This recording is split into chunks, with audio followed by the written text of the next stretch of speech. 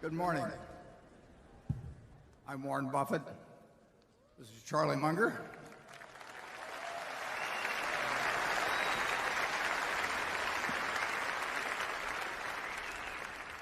I'm the young one. You may notice in the movie, incidentally, that Charlie is always the one that gets the girl. And he has one explanation for that, but I think mine is more accurate. That, as you know, every mother in this country tells her daughter at an early age, if you're choosing between two very old and very rich guys, pick the one that's older.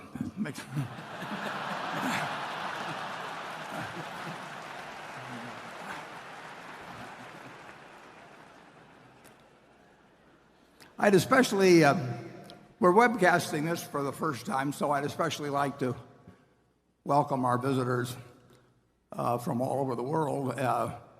We're having this meeting simultaneously translated into Mandarin, and that poses certain problems for me and Charlie because I'm not sure how sensible all our comments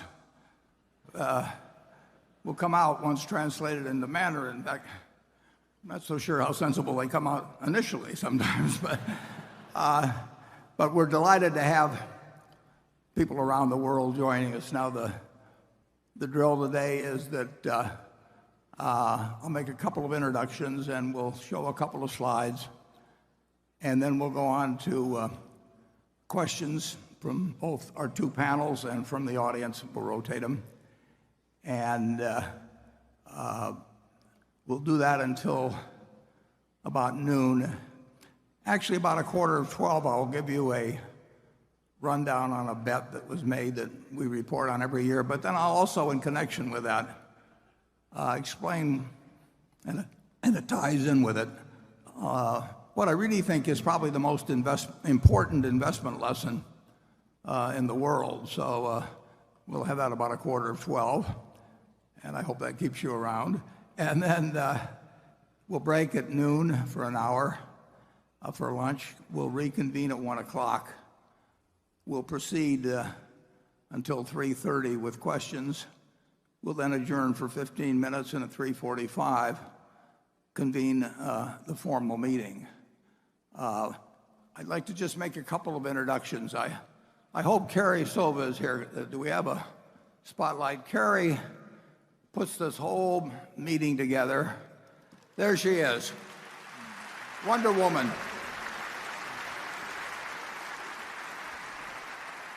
Carrie joined us as a receptionist about 6 years ago, and I just kept throwing more and more problems at her. And she put together the 50th anniversary book, which we've actually expanded further this year. We have a revised edition. Charlie and I autographed 100 of them. We interspersed them among the group being sold.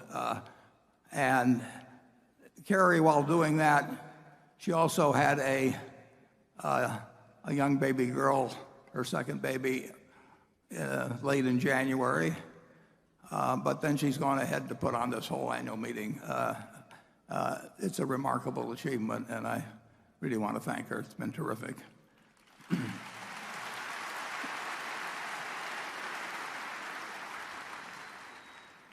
Actually, we have one surprise guest. I think my youngest great-grandchild, who will be about 7 months old, is also here today. And if he happens to break out crying a lot, and don't let it bother you, it's just his mother is explaining to him my views on inherited wealth. And we also have our directors with us, and they're here in the front row. I'll introduce them if they'll stand when introduced. Withhold your applause, no matter how extreme the urge to applaud them individually. And when we've finished, then you can go wild. First of all, Howard Buffett,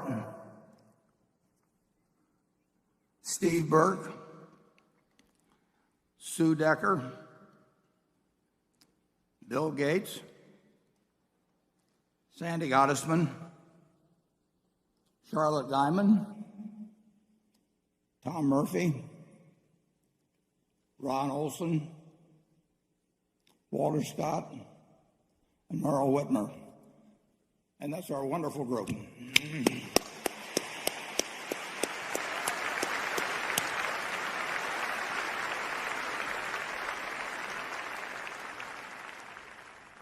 Now we just have 2 slides to show you now. The first one is a preliminary summary figures for the first quarter. And you'll notice that insurance underwriting, these are after-tax figures by category, are down somewhat. The basic underwriting at GEICO is actually improving, but we had some important hailstorms in Texas toward the end of the quarter. We've actually had some since the end of the quarter, too. So there were more cat losses in the first quarter than last year. And the railroad earnings are down significantly, and railroad car loadings throughout the industry, all of the major railroads, were down significantly in the first quarter and probably will continue to be down, almost certainly will continue to be down the balance of the year. We have 2 companies which we added to the manufacturing service and retailing field, Precision Castparts and Duracell, but they were added during the quarter, so their full earnings aren't shown in these figures. In the other category, we have, I don't like to get too technical here, and you should read the 10Q when it comes out next weekend. But when we borrow money in other currencies, and the only currency we've done that with is the euro, but we have a fair amount of money that we borrowed in euros, and the nature of accounting is that the change in value, the foreign exchange change in value each quarter, is actually shown in interest expense. So if the euro goes up, we have a lot of extra interest expense, or it's shown that way. It's not a realized factor, but it moves from quarter to quarter. And if the euro goes down, it offsets interest expense. It's a technicality to some extent because we have lots of assets in Europe, and they're expressed in euros. When they go up, it does not go through the income account. It goes directly to other comprehensive income. So that figure, which looks a little unusual, that's the reason for it. And we always urge you to pay no attention to the figures below operating earnings. They will bounce around from quarter to quarter, and we make no attempt to manage earnings in any way, to have them be smoother. We could do that very easily, but it'd be ridiculous. We make investment decisions solely on the basis of what we think the best investment decision is, not on the basis of how it will affect earnings in any quarter or in any year. And in the first quarter, we completed a transaction that was begun over a year ago, whereby we exchanged our Procter & Gamble stock for cash and for Duracell, and that largely accounts for the large capital gain in the quarter. So those are the figures for the first quarter. And then to illustrate what we're sort of all about here, I put up a second slide, and I started this slide in 1999. The reason being that at the end of 1998, we effected a large merger with Gen Re, and at that point, we sort of entered a different era. After 1998, merger with Gen Re, we had a little over 1,500,000 and some thousand A equivalent shares out. And our shares, up to that point, we'd increased the outstanding shares by more than 50% over the 30-some years preceding that point. Since that time, as I note here, we've only increased the number of shares over the next 17 years.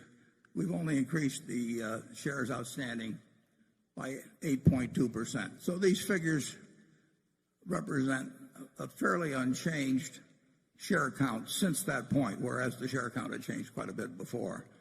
And as you'll note, in terms of operations, I've told you that our goal at Berkshire is to increase the normalized earnings, operating earnings, every year. And I've said sometimes we hope it'll turn out to be only a little bit, and sometimes we can get some fairly decent jumps. But that's the goal. Now, earnings will not increase every year because there's such a thing as a business cycle, and in times of recession, we're going to earn less money, obviously, than in times when things are much better overall.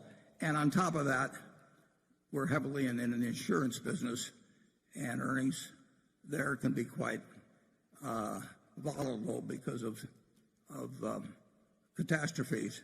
And this chart shows you what's happened to the operating earnings since that time, again, pointing out that shares outstanding have gone up very little during that period. You'll notice in 2001, when we suffered significant insurance losses due to 9/11, we actually were in the red in terms of operating earnings. And you'll notice the figures are very irregular, but over time, by adding new subsidiaries, by further developing the businesses we have, by bolt-on acquisitions, by reinvestment of retained earnings, the earnings have moved up in a very irregular fashion quite substantially.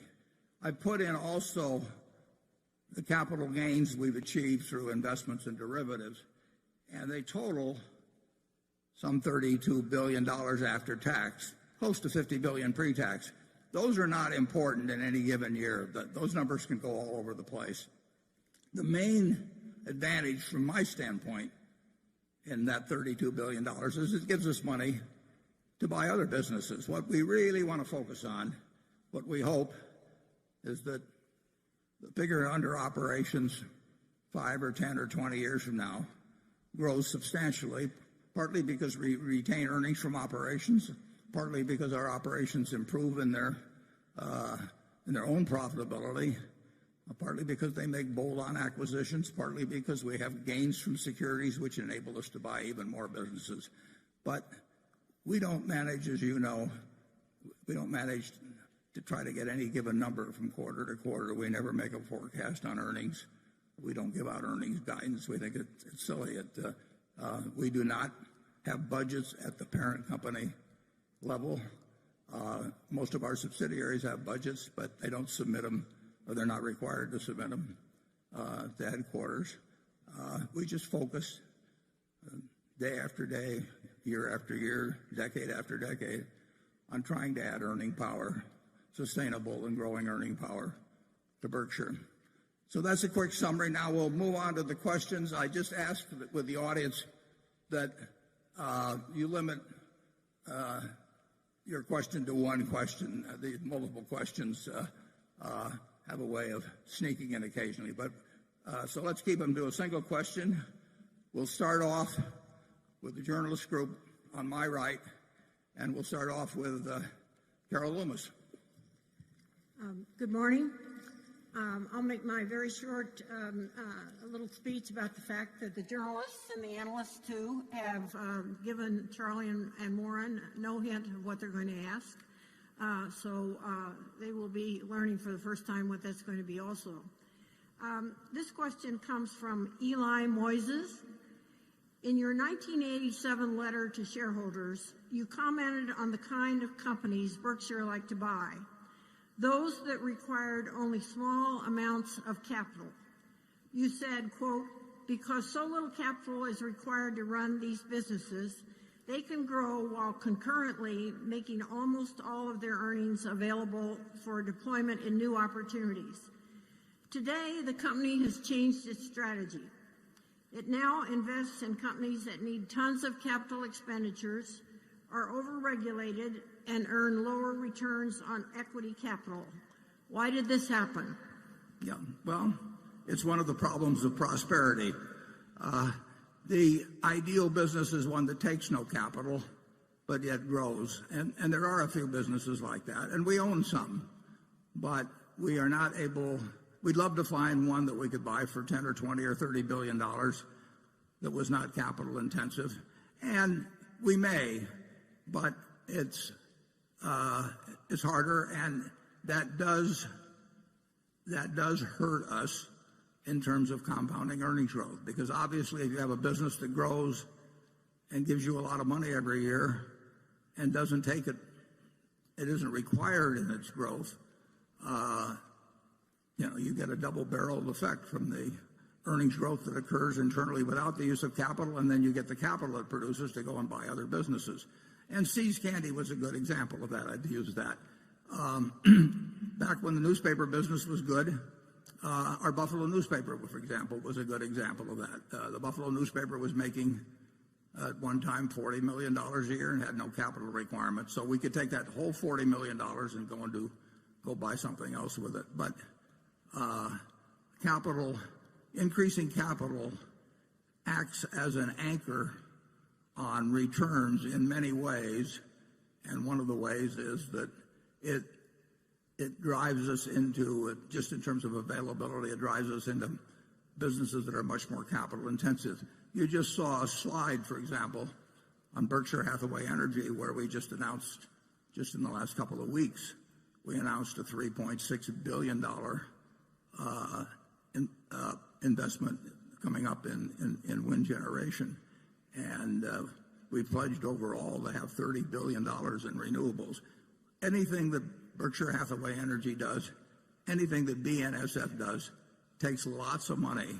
We get decent returns on capital, but we don't get the extraordinary returns on capital that we've been able to get in some of the businesses we require that are not capital intensive. As I mentioned in the annual report, we have a few businesses that actually earn 100% a year on true invested capital.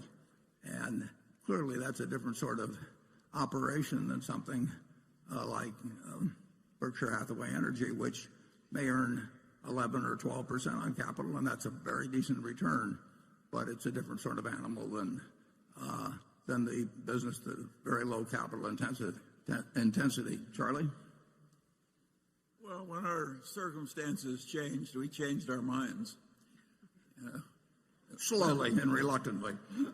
In the early days, quite a few times we bought a business that was soon producing 100% per annum on what we paid for it and didn't require much reinvestment. If we'd been able to continue doing that, we would have loved to do it. But when we couldn't, we went to Plan B. And Plan B is working pretty well, and in many ways I've gotten so I sort of prefer it. How about you, Warren? Yeah, that's true. When something's forced on you, you might as well prefer it.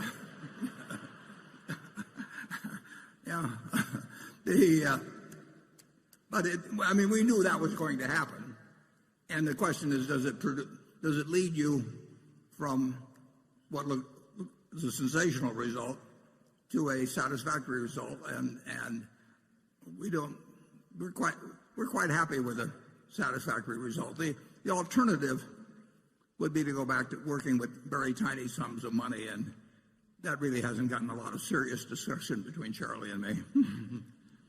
Okay, from the analyst group, Jonathan Brandt. Hi, Warren. Thanks for having me again. Thanks for coming. My first question is about Precision Castparts. Besides your confidence in its talented CEO, Mark Donegan, what in particular do you like about their business that gave you the confidence to pay a historically high multiple? Are there ways Precision can be even more successful as essentially a private company? For instance, are there long-term investments to support client programs or acquisitions that Precision can make now that they couldn't realistically have done as a publicly traded entity? Yeah, we completed the acquisition of Precision Castparts at the end of January this year. We made the deal last August, and you covered the most important asset in your question. Mark Donegan, who runs Precision Castparts, is an extraordinary manager. I mean, Charlie and I have seen a lot of managers over the years, and I would almost rank Mark as one of a kind. I mean, he is doing extremely important work in terms of primarily making aircraft parts. I would say that there's certainly no disadvantages to him to be working as and for that company to be a subsidiary of Berkshire and not be a public company. And I think he would say, and I think Charlie and I would agree with him, that over time there could be some significant advantages. For one thing, he can spend 100% of his time now on figuring out better things to do with aircraft engines. And it was always his first love to be thinking about that, and he did spend most of his time, but he also had to spend some time, explaining quarterly earnings to analysts and perhaps negotiating bank lines and that sort of thing. So his time, like all of our managers, can be spent exactly on what makes the most sense to them in their business. Mark does not have to come ever to Omaha to put on some show for me in terms of justifying $1 billion acquisition or planned investment.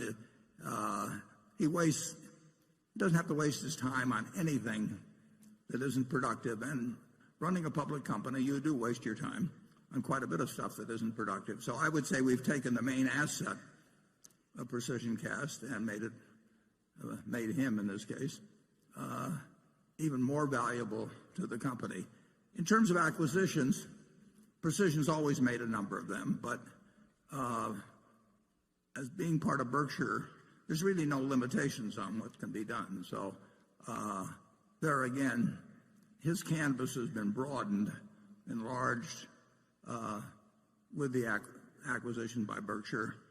I see no downside whatsoever. If he needs capital, I've got an 800 number, and he wasn't paying much of a dividend before, but he doesn't have to pay any dividend now. And Precision Cash will do better under Berkshire than it would have independently, although it would have done very, very well independently. Charlie? Yeah, well, in the early days, we used to make wise-ass remarks, and Warren would say, we buy a business that an idiot could manage, because sooner or later an idiot will. And we did buy some businesses like that in the early days, and they were widely available. Of course we'd prefer to do that, but the world has gotten harder, and we had to learn new and more powerful ways of operating. A business like Precision Castparts requires a very superior management that's going to stay superior for a long time. And we gradually have done more and more and more of that, and it's simply amazing how well it works. I think to some extent we've gotten almost as good at picking the superior managers as we were in the old days of picking the no-brainer businesses.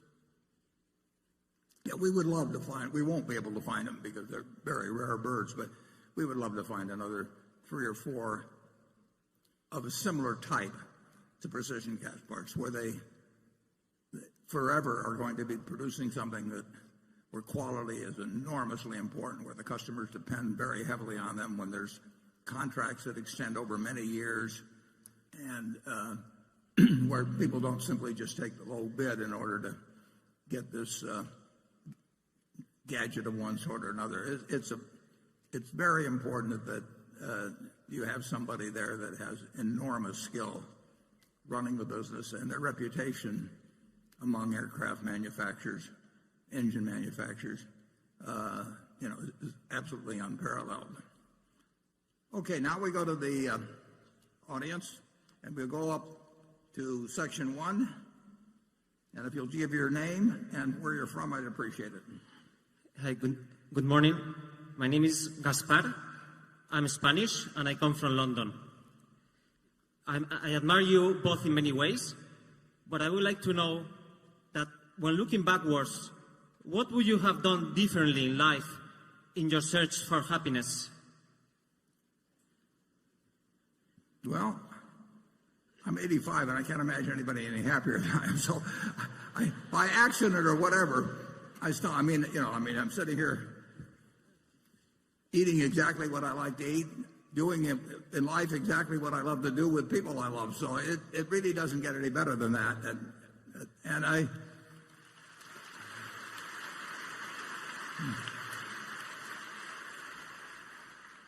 I did decide fairly early in life that my favorite employer was myself, and I think that presented. I've managed to avoid really aggravation of almost any sort. Really, if you or those around you that you love have health problems or something, I mean, that is a real tragedy, and there's not much you can do about it except it. But Charlie and I have really been blessed. I mean, here Charlie is 92, 85, and he's doing every day something that he finds fascinating.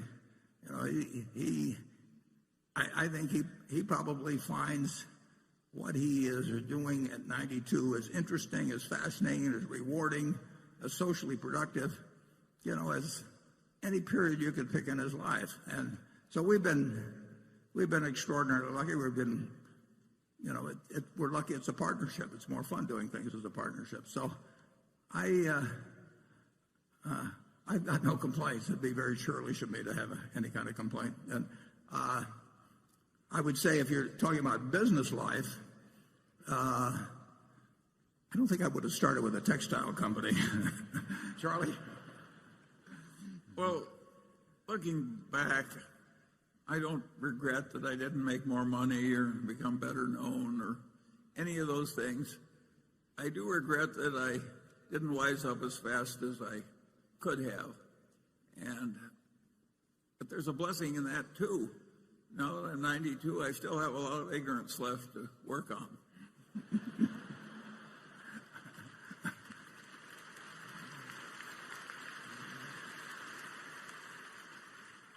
Okay, Becky, quick.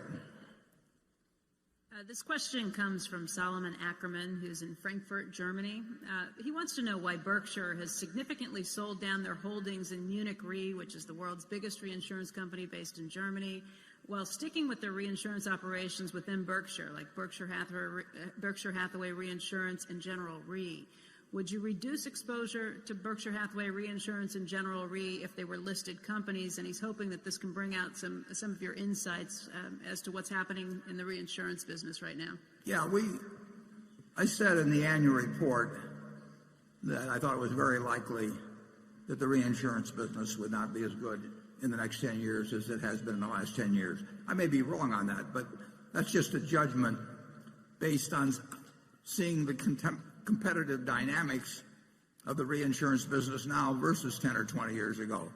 Both Munich, we sold our entire holdings, which were substantial, of Munich Re and Swiss Re. We owned about 3% of Swiss Re, and we owned more than 10% of Munich Re. And last year, we sold those two holdings. They're fine companies. They're well-managed companies. I like the people that run them. I think their business, the business of the reinsurance companies generally, is less attractive for the next 10 years than it has been for the last 10 years. In part, that's because what's happened to interest rates. A significant portion of what you earn in insurance comes from investment of the float, and both of those companies, and for that matter almost all of the reinsurance industry, is somewhat more restricted in what they can do with their float because they don't have this huge capital cushion that Berkshire has, and also because they don't have this great amount of unrelated earning power that Berkshire has. Berkshire has more leeway in what it can do simply because it does have capital that's many times what its competitors have, and it also has earning power coming from a whole variety of unrelated areas unrelated to insurance.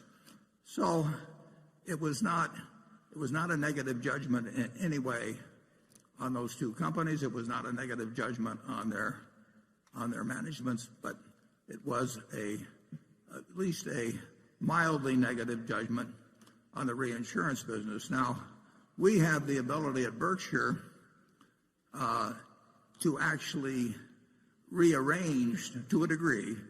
We are certainly affected by industry factors, but we have more flexibility in modifying business models, and we've operated that way over the years in insurance generally, and in particularly in reinsurance. So a Munich, a Swiss, all the major reinsurance companies except for us is pretty well tied to a given type of business model. They don't really have as many options in terms of where capital gets deployed or something. They have to continue down the present path, and I think they'll do fine. But I don't think they will do as fine in the next 10 years as they have in the last 10. And I don't think if we played the same game as we were playing the last 10, we would do as well. But we do have considerably more flexibility in terms of how we conduct all of our insurance operations, but particularly in reinsurance. We have an extra string to our bow that the rest of the industry doesn't have. The amount of capital that's come in to the reinsurance business, it is no fun running a traditional reinsurance company and having money come in, particularly if you're in Europe, and have money come in and look around you for investment choices and find out that a great many of the things that you were buying a few years ago now have negative yields. The whole idea of float is that it's supposed to be invested at a positive rate, and a fairly substantial positive rate. And that game has been over for a while, and it looks like it'll be at least unattractive, if not terrible, for a considerable period in the future. Charlie? Yeah, there's a lot of new capacity in reinsurance, and there's a lot of very heavy competition. A lot of people from finance have come over into reinsurance, and all the old competitors remain too. That's different from precision cast parts, where most of the customers would be totally crazy to hire some other supplier because precision cast parts is so much more reliable and so much better. Of course, we like the place with more competitive advantage. We're learning. To put it in terms of economics 101, and that basically in reinsurance, supply has gone up and demand has not gone up. And some of the supply is driven by investment managers who would like to establish something offshore where they don't have to pay taxes. And reinsurance is sort of the easiest what you might call beard behind which to actually engage in money management in a friendly tax jurisdiction. And you can set up a reinsurance operation with very few people by taking large chunks of what brokers may offer. It's not the greatest reinsurance in the world, and a couple of the operations that have done that have proven that statement to be right. But nevertheless, it is a very, very easy way to have a disguised investment operation in a friendly tax jurisdiction. But that becomes supply in the reinsurance field, and supply has gone up relative to demand, and it looks to me like that will continue to be the case. And couple that with the poor returns on float, and it's not as good a business as it was. Now we'll talk to an insurance man about it. Cliff Gallen. Thank you. In terms of growth and profitability, Geico really got whooped by Progressive Direct over the last year. In 2015, Progressive Direct auto business grew policy count by 9.1%, GEICO only 5.4%. And in terms of profitability, the combined ratio at Progressive was a 95.1 and GEICO's was a 98.0. Is this evidence that Progressive's investments in technology like Snapshot, investments that GEICO has spurned, is it making a difference in a time of difficult loss trends? Why is GEICO suddenly losing to Progressive Direct? Yeah, well, I would say this, over the last, well, I forget what year it was we passed Progressive and what year it was we passed Allstate, but GEICO's growth rate in the first quarter was not as high as in the past couple of first quarters, but it was quite satisfactory. Now, the first quarter is by far the best quarter for growth. But last year, both frequency, how often people had accidents, and severity, which is the cost per accident, in other words, just how much those accidents cost you, both of those went up quite suddenly and substantially. And Progressive's figure showed that they were hit by that less than Allstate and GEICO and some others. But I don't think you'll see necessarily those same trends this year. It's an interesting thing. Last year, for the first time in I don't know how many years, the number of deaths in auto accidents per 100 million miles went up. Now, if you go back to the mid-1930s, there were almost 15 people killed per 100 million miles driven. It got down to just slightly over 1, from 15 to 1. You had roughly as many people killed in auto accidents in the mid-1930s, about 33,000 a year, as we had last year or the year before, when people drove almost 15 times as many miles. Cars have gotten far, far, far, far safer. And it's a good thing, because if we'd had the same rate of deaths from auto accidents as we had in the 30s relative to miles driven, we would have had over 500,000 people die last year from auto accidents instead of a figure closer to 40,000.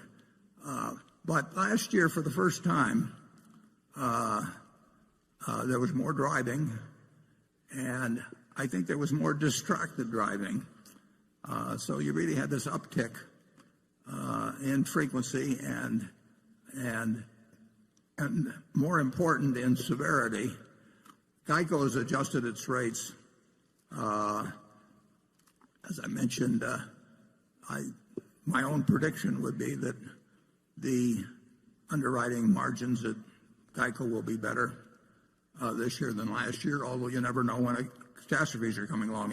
March and April have had a lot of cat activity.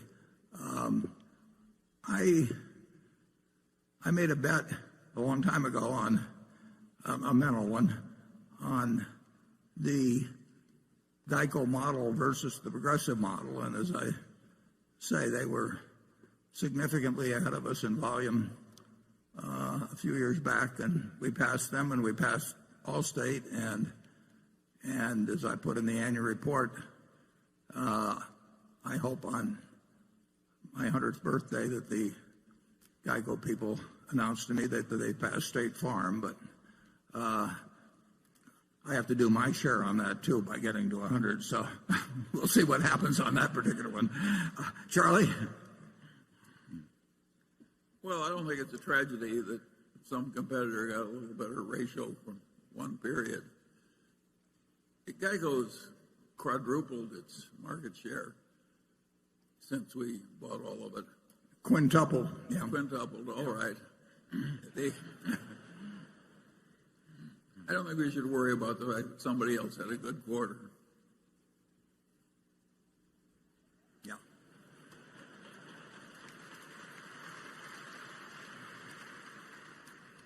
I think it's far more sure that GEICO will pass State Farm someday than that I'll make it to 100, I'll put it that way. Okay, we'll go to the shareholder from Station 2. Greetings to all of you from the Midwest of Europe. I'm Norman Rentrop from Bonn, Germany, a shareholder since 1992. My question is about the future of salesmanship in our companies. Warren, you have always demonstrated a heart for direct selling. When we met you in the midst of a tornado warning in the barber shop, you immediately offered to write insurance for us. That's true. Now, they were all huddled down there in the barber shop, and there wasn't going to be any tornado, so I told them if they give me $1, they can go upstairs, and if anything happened to them, I'd pay them, I forget, $1 million or something of the sort. Now, we see with the rise of Amazon.com and others a shift from push marketing to pull marketing, from millions of catalogs having been sent out in the past to now consumers searching on what they are looking for. What is your take on how this shift from push to pull marketing will affect our companies? Well, Norman, the development you refer to is huge. I mean, really huge. And it isn't just Amazon, but Amazon is a huge part of it. And what they've accomplished in a fairly short period of time and continue to accomplish is remarkable. The number of satisfied customers they've developed, and we don't make any decision involving even the manufacturing of goods, the retailing, whatever it is, without thinking long and hard about what the world will look like in 5 or 10 or 20 years with that powerful trend, really hugely powerful trend that you just described. So we don't look at that as something where we're going to try and beat them at their own game. They're better than we are at that. And so Charlie and I are not going to out Bezos by a long shot. But we are going to think about that. It does not worry us, obviously, with the precision cast. It doesn't worry us in terms of the overwhelming majority of our businesses, but it is a huge economic trend that 20 years ago was not on anybody's radar screen, and lately has been on everybody's radar screen, and many of them have not, including us in a few areas, have not figured the way to either participate in it or to counter it. The Geico is a good example of a company that, in an industry that had to adjust to change, and some people made the change better than others. We were slow on the internet. The phone had worked so well for us, and this traditional advertising, and the phone had worked so well that there's always a resistance to think about new possibilities. When we saw what was happening on the internet, we jumped in with both feet, and with mobile and whatever. But there are the nature of capitalism is somebody's always trying to figure. If you've got a good business, they're always trying to figure out how to take it away from you and improve on it.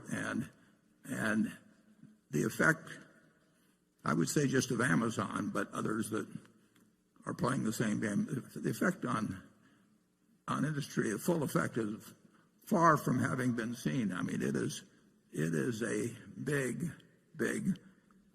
force, and it already has disrupted plenty of people, and it will disrupt more. I think Berkshire is quite well situated. For one thing, one big advantage we have is we didn't ever see ourselves as starting out in one industry. I mean, we went into department stores, but we didn't think of ourselves as department store guys, or we didn't think of ourselves as steel guys or tire guys or anything of that sort. So we've thought of ourselves as having capital to allocate.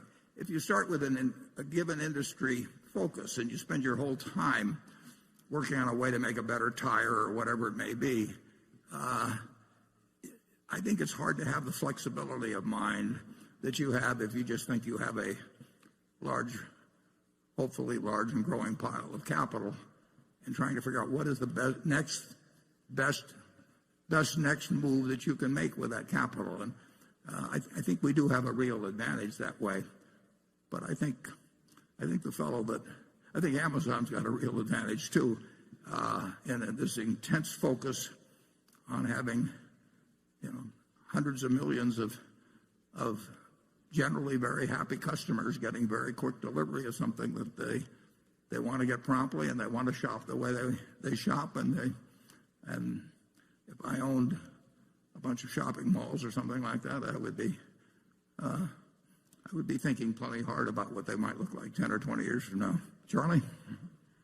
Well, I would say that we failed so thoroughly in retailing when we were young that we pretty well avoided the worst troubles when we were old. I think net Berkshire has been helped by the internet. The help at GEICO has been enormous, and it's contributed greatly to the huge increase in market share. And our biggest retailers are so strong that they'll be among the last people to have troubles from Amazon. I didn't get that dollar from you, Norman, actually, after I gave you that wonderful advice. Andrew? Thank you, Warren. Great to see you today. Got a lot of questions on this particular topic, and this question is a particularly pointed one. Warren, for the last several years at this meeting, you've been asked about the negative health effects of Coca-Cola products, and you've done a masterful job dodging the question by telling us how much Coke you drink personally. Statistically, you may be the exception. According to a peer-reviewed study by Tufts University, soda and sugary drinks may lead to 184,000 deaths among adults every year. The study found that sugar-sweetened beverages contributed to 133,000 deaths from diabetes, 45,000 deaths from cardiovascular disease, 6,450 deaths from cancer. Another shareholder wrote in about Coke, noted that you declined to invest in the cigarette business on ethical grounds, despite once saying, quote, it was a perfect business because it costs a penny to make, sell it for $1, it's addictive, and there's fantastic brand loyalty. Again, removing your own beverage consumption from the equation. Please explain directly why we Berkshire Hathaway shareholders should be proud to own Coke. Yeah, I think people confuse the amount of calories consumed. I mean, I happen to elect to consume about 700 calories a day from Coca-Cola. So I'm about 1/4 Coca-Cola, roughly. I'm not sure which quarter, and I'm not sure we want to pursue the question. But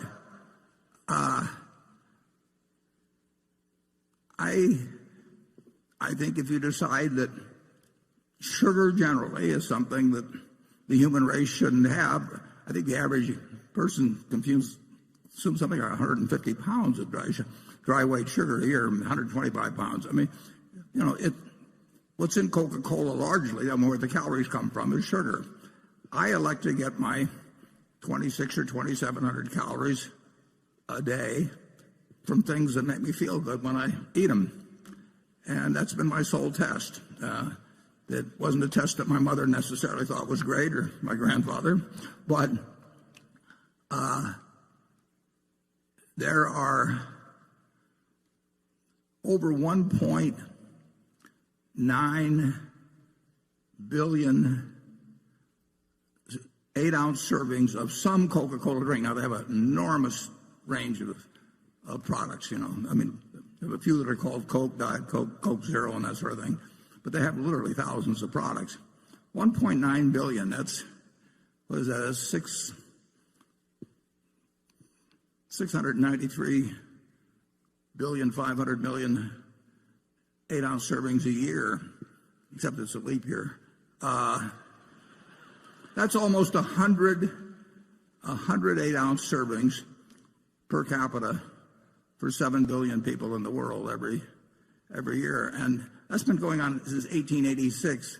And I would find quite spurious the fact that somebody says if you're eating 3,500 or so calories a day and you're consuming 27 or 800, and some of the 3,500 is Coca-Cola, to lay it any particular obesity related illnesses on the Coca-Cola you drink. You have the choice of consuming more than you use. I mean, and I make a choice to eat or to get 700 calories from this. I like fudge a lot, peanut brittle, and I am a very, very, very happy guy. And I don't know. I think, and I'm serious about this. I think if you were happy every day, it may be hard to measure, but I think you're going to live longer as well. So there may be a compensating factor. And I really wish I'd had a twin, and that twin had eaten broccoli his entire life, and we both consumed the same number of calories. I know I would have been happier, and I think the odds are fairly good I would have lived longer. I think Coca-Cola is a marvelous product. I mean, if you consume 3,500 or 4,000 calories a day and live a normal life in terms of your metabolism, something's going to go wrong with your body at some point. But if you balance out the calories so that you don't become obese, I have not seen evidence that convinces me that I'll make it.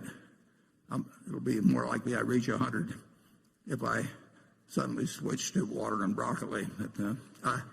Incidentally, a friend of mine, R.J. Miller, a remarkable man, born about 100 miles from here west, 8th child, near Shelby, Nebraska.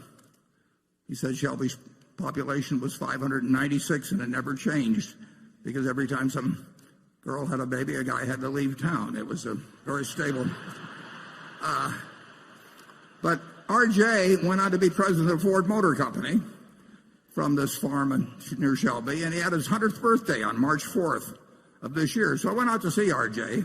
for his birthday on March 4th, and R.J. told me that there were 10,000 men in the United States that had lived to be 100 or greater, and there were 45,000 women that were 100 or greater. So I came back and I checked that on the internet. I went to the census figures, and sure enough, that is the ratio. There's 10,000 men over 100 roughly and 45,000 women. So if you really want to improve your longevity prospects, I mean, a guy in my position, you have a sex change. I mean, you're 4.5 times more likely to get to be 100. That sounds like one of those studies that people put out. It's just a matter of fact, folks. I think I'll have Charlie go first, though, on that one. Charlie, do you have any comments? Well, have some fun. I like the peanut brittle better than the Coke, but I drink a lot of Diet Coke, and I think the people who ask questions like that one always make one ghastly error that's